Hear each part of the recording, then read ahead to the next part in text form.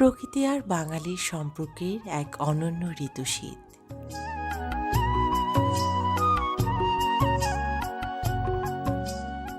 ঘুম হতে আজ জেগেই দেখি শিশির ছড়া ঘাসে সারা রাতের স্বপন আমার মিঠির রোদে হাসে।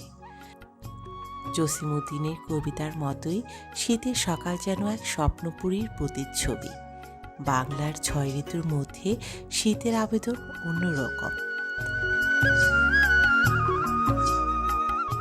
শীত শুধু প্রকৃতির পরিবর্তনই নয়, এটি বাঙালির জীবনচক্রে নিয়ে আসে বৈচিত্র্য।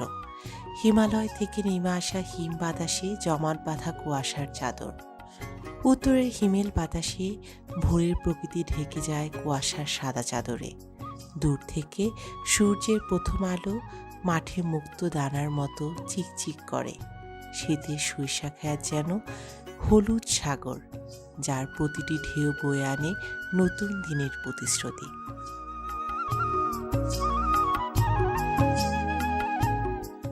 শীতকালে মাঠে মাঠে ফুল আর ফসলে প্রাণের জোয়ার।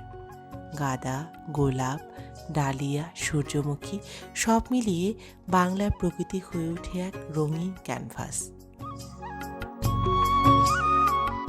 শীত মানেই হাটবাজারে পুষ্টিকর সবজির বাহার। লাল শাক, পালং শাক থেকে শুরু করে টমেটো আর বাঁধাকপির সমাহার, যা অন্য কোনো ঋতুতে মেলে না।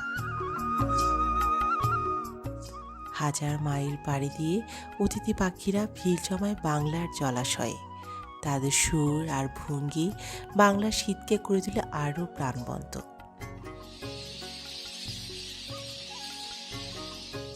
শীতের সকালে প্রকৃতির রূপ শুধু দৃষ্টি সুখ নয়, এটি বাঙালির আবেগ আর সংস্কৃতির সঙ্গে জড়িয়ে আছে।